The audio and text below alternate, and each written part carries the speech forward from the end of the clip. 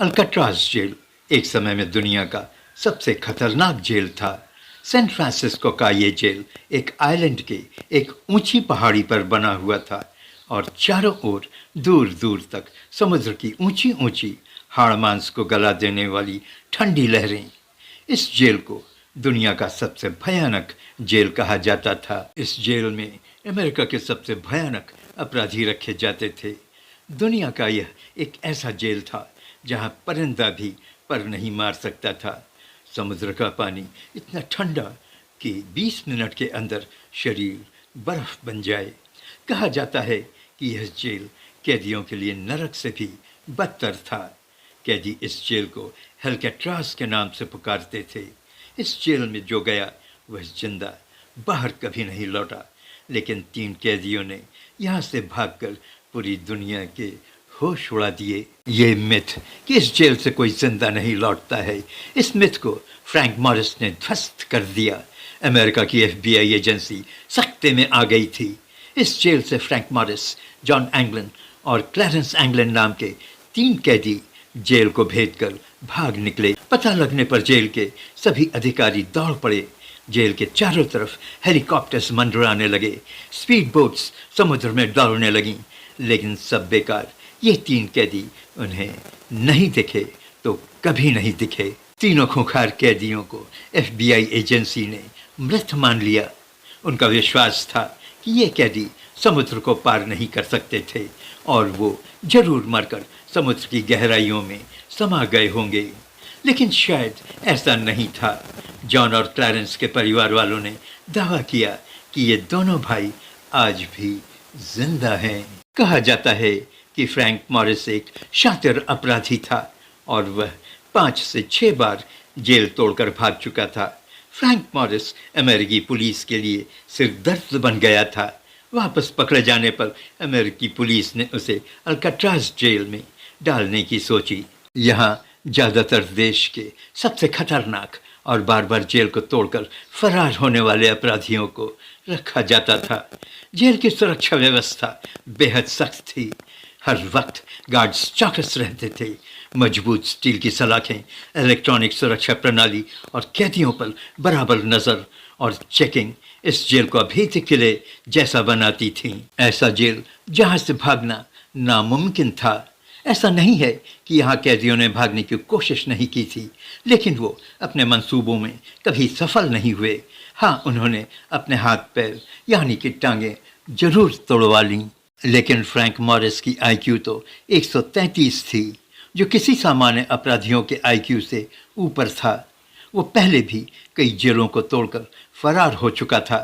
वह इतना शातिर और चतुर था कि उसकी फरारी की दुस्साहसिक योजना से दुनिया भर के सुरक्षा तंत्र हिल गई थीं। जांच एजेंसियां हैरान रह गई थीं, जिसकी वजह से इस घटना पर कितनी ही फिल्में बनी, न जाने कितनी किताबें लिखी गईं और कितनी ही डॉक्यूमेंट्रीज बनी, जिन्हें देखकर और पढ़कर आज के दर्शक रोमांचित हो उठते हैं। फ्रैंक मॉरिस के अल्काट्राज जेल में पहुंचते ही उसका दिमाग चलने लगा। यहाँ से भी वह भागने की सोचने लगा।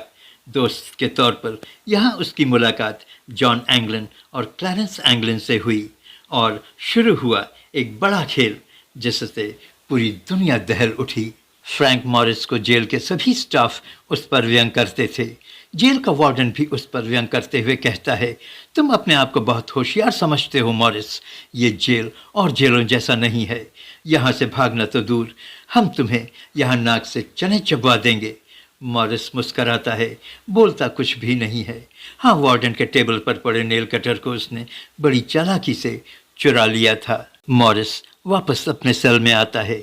वह सोचता है कि एक नेल कटर उसे कैसे जेल से बाहर ले जाएगा, लेकिन हार नहीं माननी चाहिए। वह अपने आप में बुदबुदाता है। दूसरे दिन खाने के टेबल पर मॉरिस की जॉन और क्लैरेंस से मुलाकात होती है।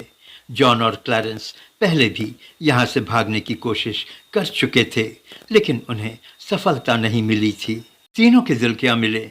उन्होंने एक हैरत अंगेज योजना बनानी शुरू की। दोनों भाई जॉन और क्लैरेंस बैंक डकैती के आरोप में बंद थे और वो जानते थे कि उनका यहाँ से छूटना नामुमकिन है। फ्रैंक मॉरिस, जॉन एंगलन और क्लैरेंस एंगलन इस योजना पर 6 महीने काम करते रहे। इसी बीच चौथे कैदी एलन वेस्ट की भी इस योजना में एंट्री होती है।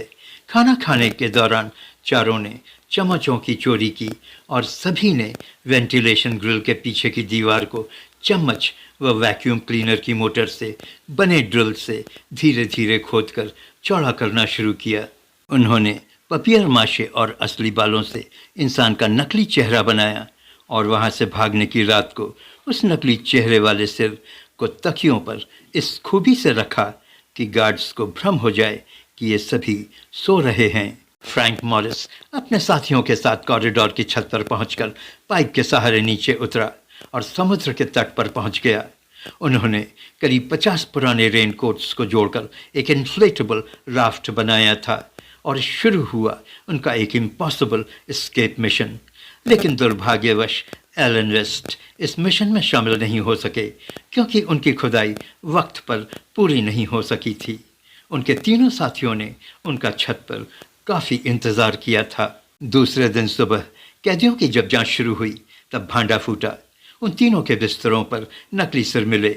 जेल प्रशासन में हड़कंप मच गया।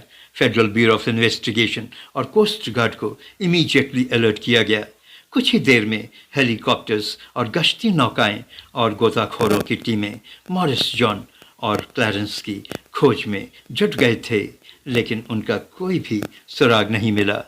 आज अल्काट्राज द्वीप एक लोकप्रिय टूरिस्ट डेस्टिनेशन है जहां हजारों टूरिस्ट हर साल इस जगह को देखने आते हैं, जहां इतिहास की सबसे रोमांचक और रहस्यमयी जेल ब्रेक को अंजाम दिया गया था। आप नमस्ते हिंदुस्तान देख रहे हैं। धन्यवाद।